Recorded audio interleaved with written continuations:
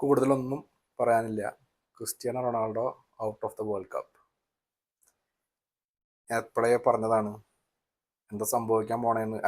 ഇവിടെ ഇരുന്ന് കളി കാണുന്ന എനിക്ക് മനസ്സിലാവുന്നുണ്ട് ഇത് വർക്ക് ആവണില്ല. എന്നിട്ടും ഇവരുടെ കോച്ചിനോ ഈവൻ റൊണാൾഡോയ്ക്കോ ഇത് മനസ്സിലാവുന്നില്ല. എന്തൊരു കഷ്ടമല്ലേ.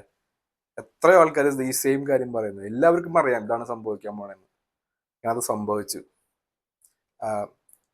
അൺഫോർച്ചുനേറ്റ്ലി കളി കാണാൻ പറ്റിയില്ല. പക്ഷെ സ്റ്റാറ്റസ് ഒന്ന് വായിച്ചു നോക്കി. 19 ടച്ച് ഒരു സ്ട്രൈക്കർ, ഒരു 12 ഫസ്റ്റ് ഹാഫ്, അതും ക്രിസ്ത്യാനോയുടെ ഏറ്റവും കുറവ്. സെക്കൻഡ് ഹാഫിൽ 7 ടച്ച്. അതിൽ ഏറ്റവും ഇമ്പോർട്ടന്റ് 80 മിനിറ്റിന് ശേഷം ഇദ്ദേഹം പന്ത് തൊട്ടിട്ടില്ല. നിങ്ങൾ വേറെ കാര്യം ചോദിക്കുക. അതായത് ഇതേ ടീമിൽ 75 മില്യന് AC മിലാനിലേക്ക് സൈൻ ചെയ്തൊരു സ്ട്രൈക്കർ ഉണ്ട്.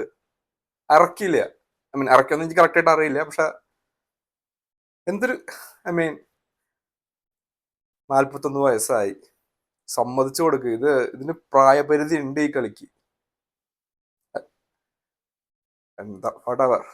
നിങ്ങള് ഒരു ജനറേഷനാണ്. ഇപ്പൊ പോർച്ചുഗലിൽ അത്ര നല്ല സ്കോഡാണ്. പോർച്ചുഗലിന്റെ അത്ര നല്ല സബ്സ്റ്റിറ്റ്യൂട്ട് ഉള്ള ടീമാണ്. അത്ര നല്ല സ്കോഡാണ്. വേൾഡ് കപ്പ് എടുക്കാൻ നല്ല സാധ്യതയുള്ള ടീമാണ്.